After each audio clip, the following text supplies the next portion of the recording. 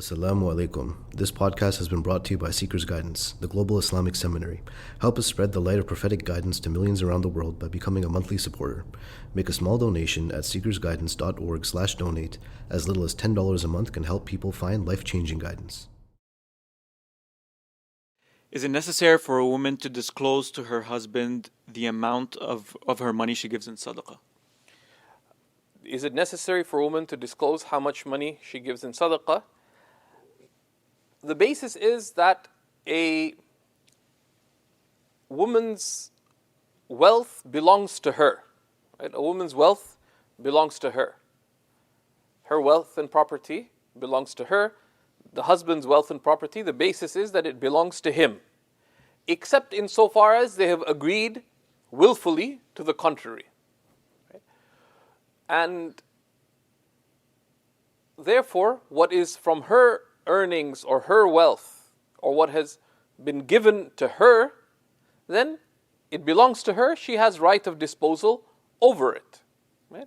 The husband can give advice, and it follows the principles of giving advice, nasiha, which is that advice is recommended when good consequences are hoped for.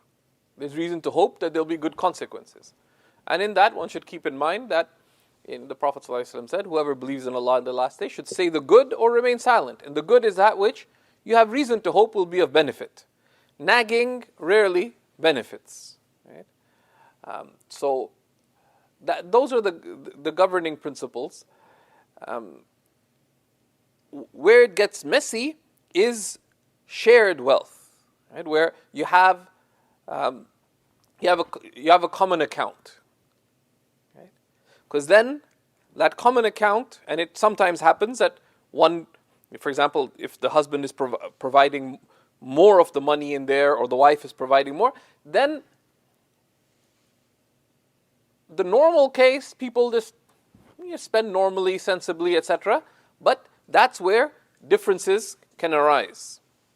And everything that gives clarity and wards off differences between people is praiseworthy in the guidance of the Quran and the Sunnah of the Prophet sallallahu alaihi wasallam.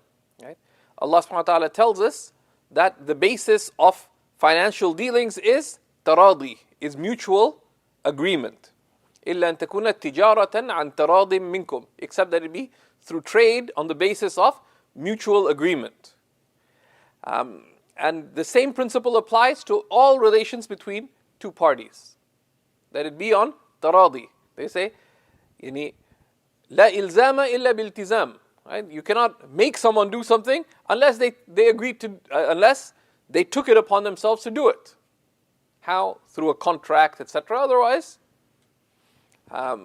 you cannot force people we do not force people in believing, so let alone in transacting, which is much less consequential. So,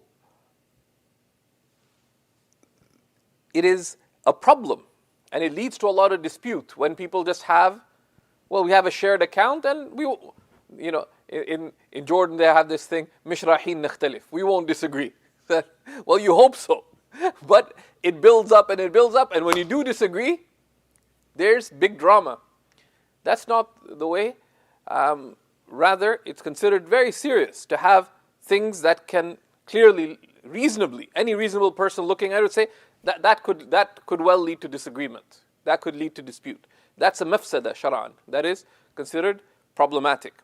So one should have, it's best that one define who owns what. And if there is a shared account, etc., then one should have agreed in advance what is the ownership on that account. Is it 50-50, 60-40, whatever? And one should agree on some broad spending parameters. Right? So both parties agree, this is what we'll do. And in general, one of the things that one sees from the teaching, from the practice of the Prophet ﷺ himself with his wives, and something that the Sahaba did and was from the practice of the righteous and religiously concerned, is that it's an established sunnah to give a spending amount for the wife that it gives her a sense of security that month to month, the monthly spending is covered, and to give her some discretionary amount, bil ma'roof, in a good way, that the husband doesn't ask the wife what she'll do with that money, according to what is facilitated.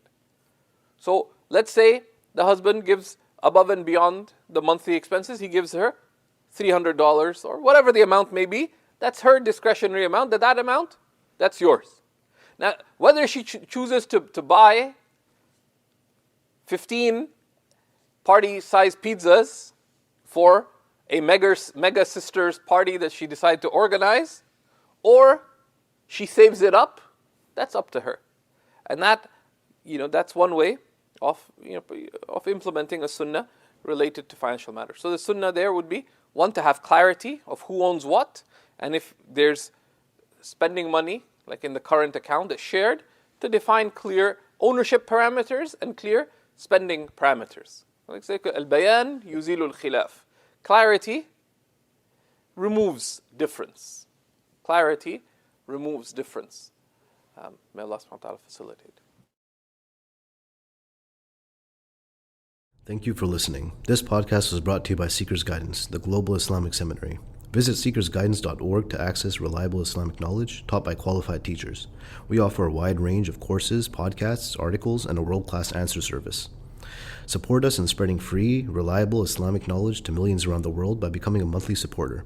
Visit SeekersGuidance.org/donate and make a small monthly commitment today. Our beloved Prophet, peace and blessings be upon him, said, "Whoever guides someone to goodness will have a similar reward." So don't forget to share this podcast and spread prophetic guidance.